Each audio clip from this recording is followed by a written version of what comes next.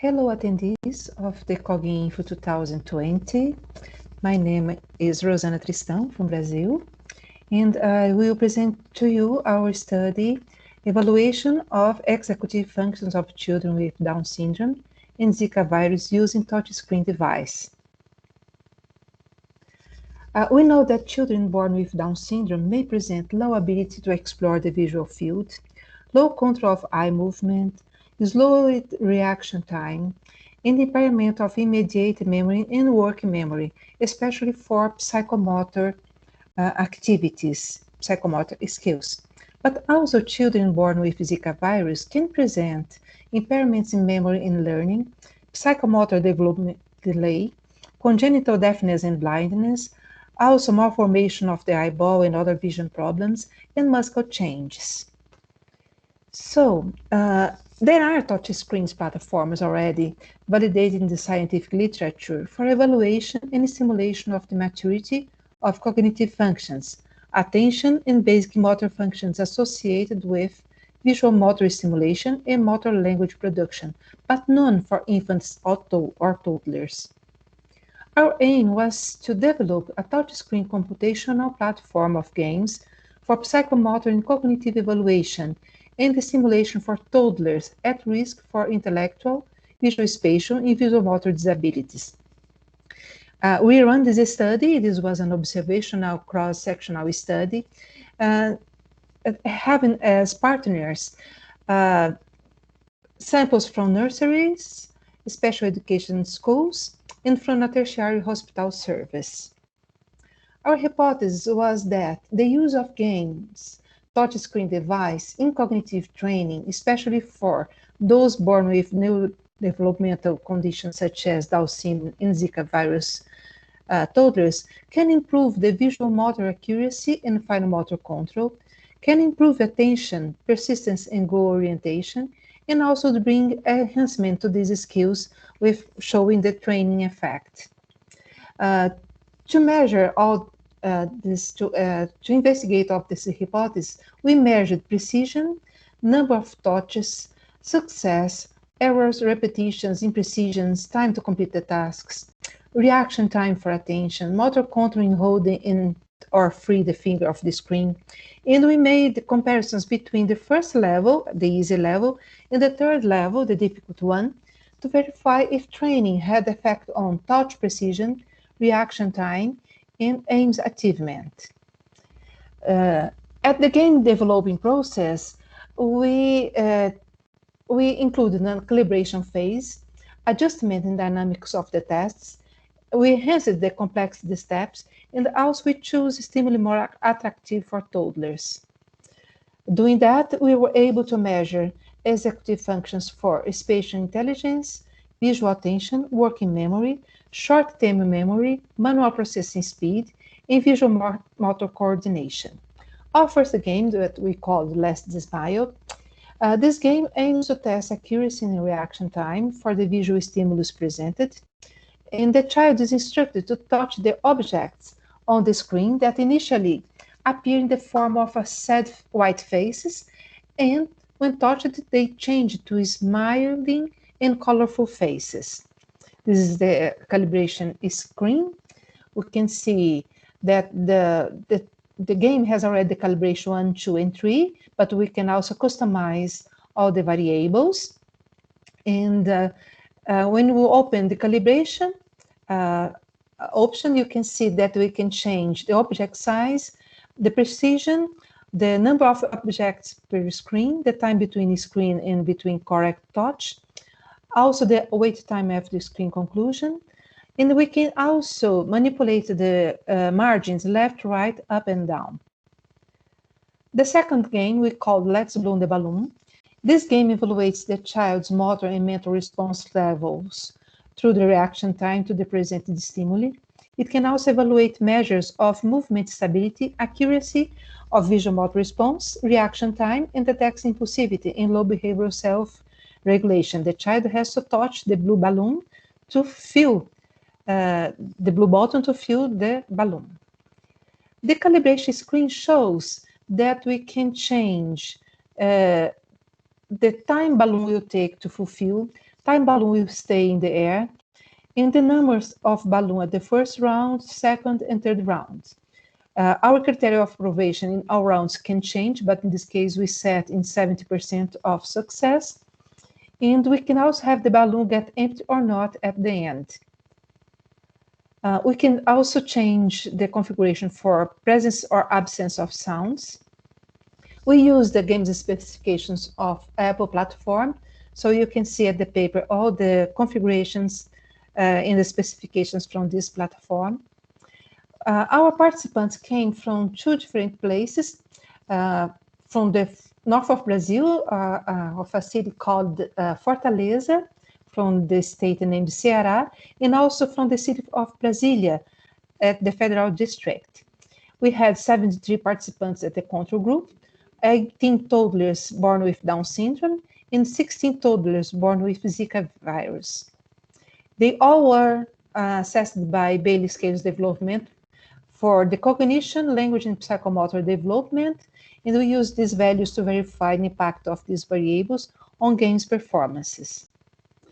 We can see here in the general results for the 3 samples, the control group, they had the highest levels of performance for cognition, fine motor, gross motor, expressive language, and receptive language, followed by Zika virus group that have the second highest values for this performance. But for fine motors, that in this area of development, they had the lowest values of the tests. So Down syndrome had the lowest values of performance, but for fine motor development, they were better than the Zika virus group. For the validation of the neurotypical sample, we use Wilcoxon sign rank test to compare each game's indicators in pairs of stages, considering configuration 3 minus configuration 1. So difficult level minus the easy level. And high significant difference was found for factors indicating proportion of number of hits and precision with and without repetitions, indicating enhancement is efficiency in the game. Still, looking at the validation of the reference sample, we can see that all indicators that we measured had a significant difference between the configuration 3 and 1, but for number of hits and mean time for hits. We also run a repeated measure ANOVA, comparing first and last trials of the configurations 1 and 3, in the variables proportion of hits without repetitions and proportion of precision without error to the SMILE game, in the holding touch in reaction time to the balloon test, were the best markers for the comparison performance between 2 configurations. Here are the values of the ANOVA repeated measure. But when we see the group comparisons, we could see that for the balloon game, there were highly significant differences between control and Down syndrome group, in control and Zika virus groups, to the variable holding touch. To the SMILE game, variables proportion of precision without error didn't differ between control and Zika groups, but Down syndrome group differed present a lower precision level. In serial results was found for proportion of hits without repetitions, and again, Down syndrome group had the lower performance of all. Looking at above, you can see the control group performance for the variables proportion of hits, no repetitions in blue, in proportion of precisions, no errors in red.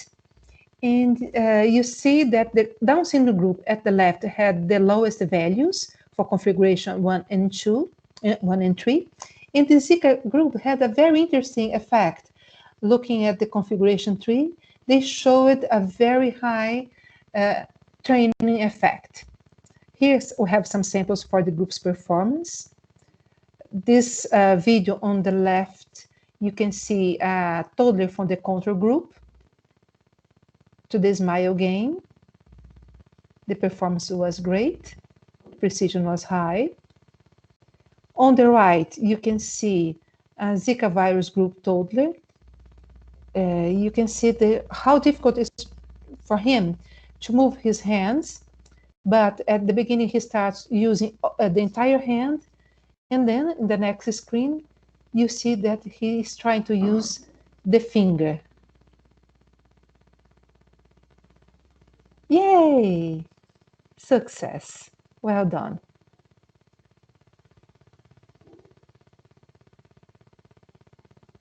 The next screen, you see another toddler with Zika virus trying to press the white faces, but he has a lot of difficulty and he was just able to use his minimal finger.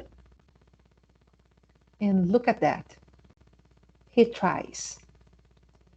Just a good example what kind of difficulty we have evaluating this kind of children. Let's see, another try. He's so excited. Let's see the next screen. And there you go, success, well done. Unfortunately, we don't have the video for the Down syndrome children because the application can't run this, but let's move on. The games were validated for the control group as normative reference values, and the performance of all factors confirmed all hypotheses. And the games were able to detect changes in precision, visual-motor control, attention, persistence, and goal orientation, and training effect as well. To the SMILE game, proportion of precision without error and touch, and proportion of hits without repetitions achieved the best result to evaluate training effect. To the balloon game, holding time in reaction time to blow the stimulus at the game was evidence for sustained attention, persistence, and goal orientation. Down syndrome group had the lowest performance, showing lower cognitive and psychomotor skills, which corroborates with previous studies. It was observed a negative impact of psychomotor impairments on general performance of the Zika group. However, this group was the group with higher positive response for the training effect. This finding is suggestive of a poorer psychomotor development than the cognitive development in this population. In sum, in line with the concept of cognitive info communications, combining cognitive informatics, info communications, and regarding the needs of children with neurodevelopment disorders, it was possible to evaluate the toddlers' executive functions using games, touchscreen device. Next steps are, we have already 4 games developed, but we intend to develop more 10 tests to cover all the executive functions. You can see in this application here some advice for our games.